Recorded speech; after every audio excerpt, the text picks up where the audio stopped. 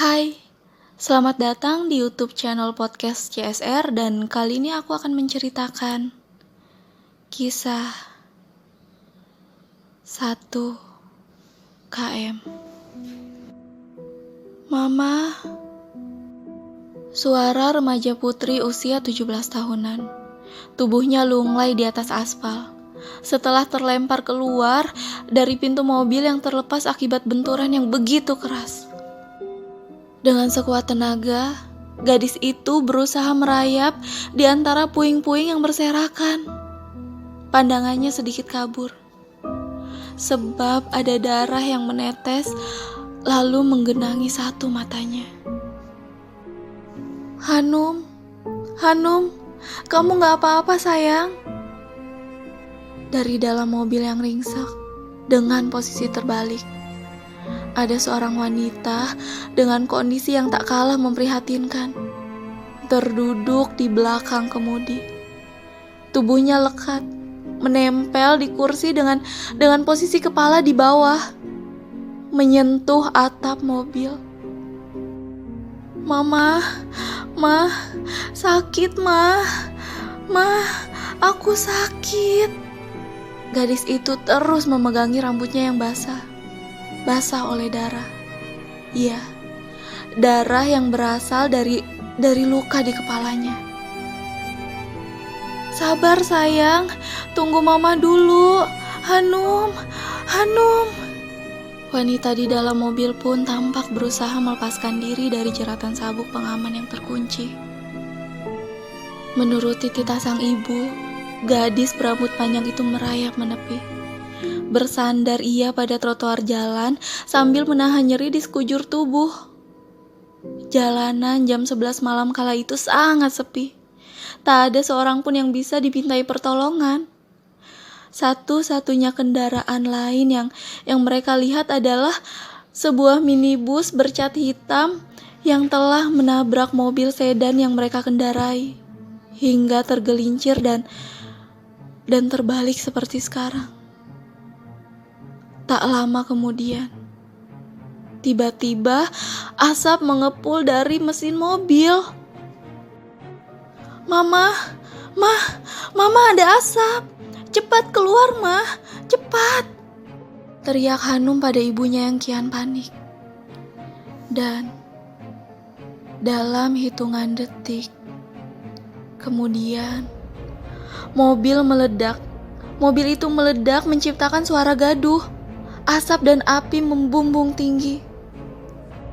Pantulan kobaran api menyala-nyala di matanya yang basah. Mulut gadis itu ternganga melihat ibunya terpanggang hidup-hidup dan tak terselamatkan.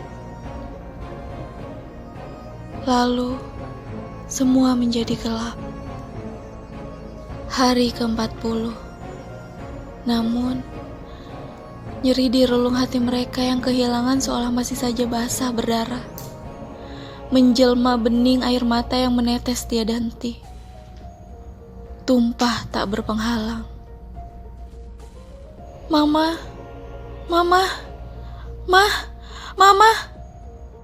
Ucap Hanum dalam tidurnya. Mata gadis itu terpejam. Sementara kedua tangannya menggapai-gapai seolah ingin meraih sesuatu.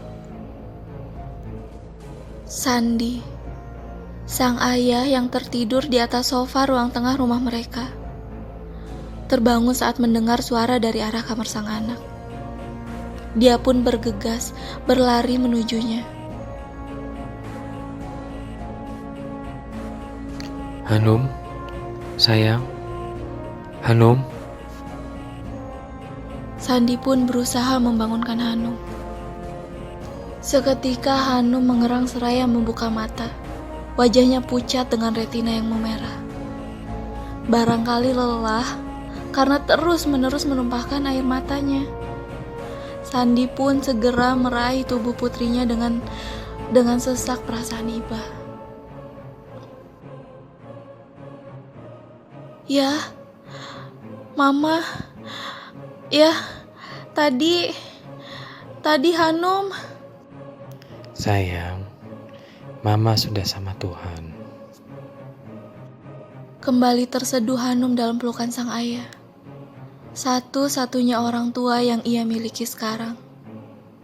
Sandi pun membelai lembut rambut panjang anaknya yang berantakan. Pedih hatinya. Begitu getir menghadapi gadis semata wayangnya yang masih kerap histeris karena trauma. Setelah wafatnya sang istri dengan cara yang amat sangat tragis. Sayang, ayah yakin kamu sudah cukup dewasa untuk mengerti bahwa seperti halnya kelahiran, kematian juga takdir Tuhan yang gak mungkin kita hindari. Kita semua sedih, tapi ayah juga gak mau kita terus begini. Harusnya Hanum bisa tolong mama waktu itu ya. Tuhan punya rencana, sayang. Jika sampai pada hari ini ayah masih kuat berdiri, itu hanya karena kamu. Demi kamu. Seandainya kamu pun tak ada, ayah mungkin sudah gila. Hanum menatap wajah ayahnya dalam pelukan. Ada gurat kesedihan yang tersembunyi pada garis-garis halus yang tergambar di kedua kelopak matanya. Bukan hanya sekali Hanum tanpa sengaja melihat ayahnya terisak sambil mendeka potret mendiang sang istri di dalam kamar mereka. Akan tetapi, air mata itu tak pernah sekalipun jatuh di hadapannya. Seketika Hanum disesaki rasa bersalah. Betapa ia terus-menerus menambah beban kesedihan, kian menumpuk di dada sang ayah. Ayah, jangan tinggalin Hanum. Enggak, sayang, ayah akan selalu ada buat kamu. Janji. Ayah janji akan selalu ada buat kamu. Pagi pun datang.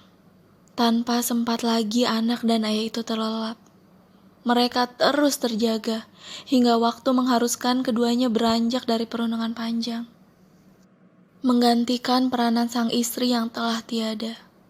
Pagi itu dengan telaten Sandi mempersiapkan sesuatu untuk mereka makan. Walau hanya berupa nasi goreng ala kadarnya. Sayang, kalau kamu mau, ayah bisa ambil libur hari ini. Ayah kerja aja, Hanum gak apa-apa. Kamu yakin, sayang? Ya udah, nanti ayah telepon Desi ya buat temenin kamu. Hanum menganggukkan kepalanya.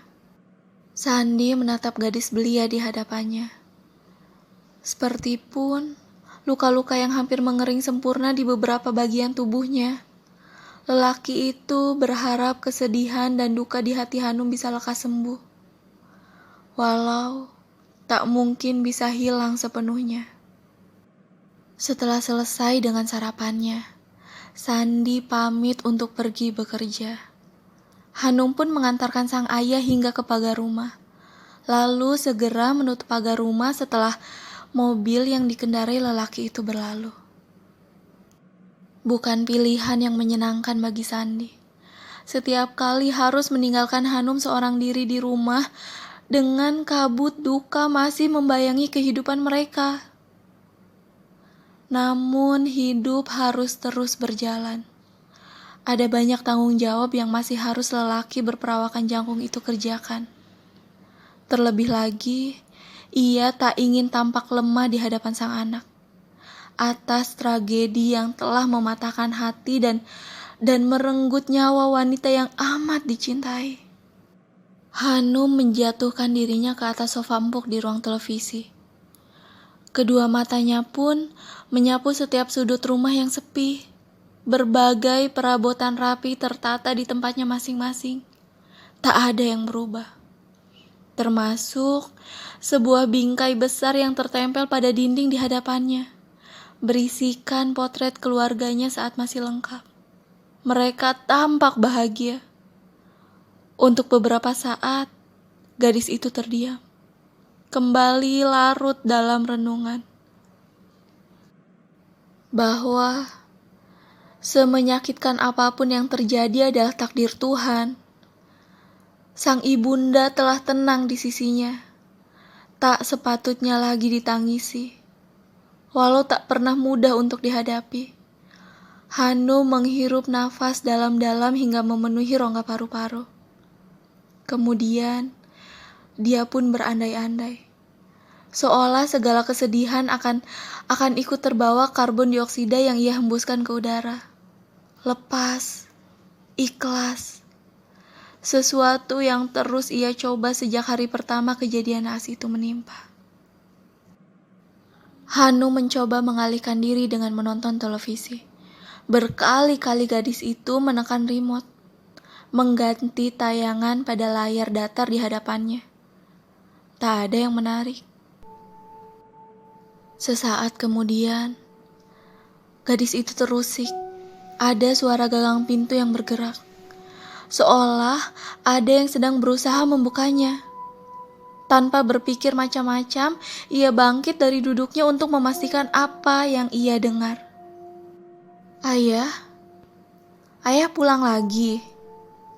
Seru Hanum seraya melangkah maju menuju pintu. Nihil, tak ada jawaban atau siapapun yang ia dapati di sana. Gadis itu teringat bahwa sang ayah akan memanggil sepupunya untuk datang. Mungkin itu Desi. Desi, Desi, panggil Hanum lagi. Hening, tetap tak ada jawaban. Akhirnya Hanum memutuskan kembali ke tempatnya semula. Namun, tiba-tiba setelah ia berjalan beberapa langkah seperti ada yang berlari dengan cepat di belakangnya. Hanum terkesiap. Des itu lu kan? Desi, jangan bikin gue kaget deh. Desi, ucap Hanum dengan setengah berteriak. Karena tak juga ada jawaban. Hanum memeriksa ke seluruh ruangan di rumahnya. Melangkah pelan, ia dengan dada berdebar. Gadis itu mulai takut jika ada orang asing yang telah memasuki rumahnya. Sedangkan ia hanya seorang diri di sana. Ruang tamu, kamar orang tua, hingga kamarnya sendiri pun telah ia periksa. Bergantian pintu itu dibuka. Tak ada siapapun juga. Hanum menghela nafas, mencoba menenangkan diri. Mungkin yang tadi itu hanya perasaannya saja. Gadis itu pun lantas memutuskan untuk kembali ke ruang televisi, sambil menunggu Desi datang. Akan tetapi, langkahnya kembali harus terhenti. Samar-samar dari dapur terdengar suara gaduh. Jelas, terdengar suara ketukan pisau beradu dengan talenan kayu. Sama seperti saat mendiang ibundanya memotong sayuran dulu. Mama, suara Hanum bergetar. Perlahan gadis itu melangkah mendekati pintu dapur yang sedikit terbuka. Semakin dekat, semakin keras pula suara itu terdengar. Degup jantung gadis itu semakin tak karuan. Hanum menelan ludah sambil merapatkan punggungnya ke tembok. Kemudian setelah mengumpulkan segenap keberanian, Hanum masuk ke dapur. Namun kali ini ia dikejutkan oleh tangan yang tiba-tiba mendarat di pundaknya. Mata Hanum nanar, mulutnya terkunci. Nafas gadis itu memburu tak teratur. Dengan buliran keringat dingin deras mengucur di dahi. Dan, Hanum, kamu kenapa? Ih, aku tuh kaget. Apaan sih? Orang dari tadi aku manggil-manggil di pintu, nggak ada yang nyaut. Ya udah, aku masuk aja. Shh, ada orang di dalam. Hah? Serius? Ada siapa? Hanum mengangkat kedua bahunya, dan tanpa pikir panjang, Desi segera memasuki dapur. Lalu, dahi gadis itu langsung berkerut. Mana? Nggak ada siapa-siapa juga. Tapi, tadi kayak ada orang di sini. Ah, perasaan kamu aja kali. Desi melangkah keluar dari dapur dengan santainya. Sementara Hanum masih bertahan di sana, memeriksa seluruh sudut ruangan, masih dengan keyakinannya bahwa dia merasa tadi ada seseorang di dalam sana. Hei! Astaga, Desi! Lagian, ngapain sih bengong di dapur? Awas loh, kesurupan siluman talenan baru tahu rasa. Ah, ngaco deh. Menjelang sore, setelah bosan melakukan begitu banyak hal, kedua gadis itu duduk bersebelahan sambil menonton TV. Hanum, gimana kondisi kamu sekarang? Baik, seperti yang bisa kamu lihat. Num, aku juga terpukul banget waktu Tante Nini meninggal. Kamu tahu kan, orang tua kamu udah kayak orang tua aku sendiri.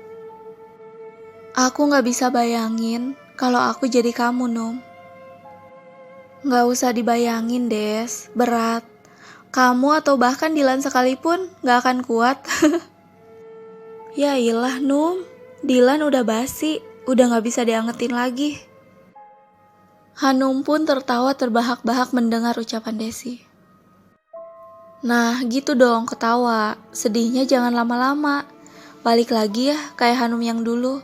Biar Tante Nini tenang di sana. Iya, bawel. Jangan salah. Bawel-bawel gini juga sayang sama kamu. Di antara semua saudara yang dimilikinya, bisa dikatakan Hanum memang paling dekat dengan Desi. Selain karena mereka sebaya, sehingga bisa nyambung dalam berbagai hal. Bahkan keduanya juga tumbuh bersama melewati masa anak-anak hingga remaja. Di masa dukanya, Desi yang selalu ada mendampingi Hanum. Walau hanya sekedar untuk menyediakan dekapan hangat saat kesedihan itu kembali teringat. Num, sekolah kita kan udah beres. Sebelum sibuk kuliah, gimana kalau kita liburan dulu? Refreshing lah. Boleh juga, tapi kemana ya? Ayah punya villa di Kuningan, Jawa Barat. Ayah udah pulang, kok gak kedengeran suara mobilnya? Wah, boleh juga tuh, Nom. Kuningan itu berarti daerah pegunungan kan, Om? Nah, enak dong. Suasananya tenang, adem, terus sejuk lagi. Ya udah, kita kesana aja.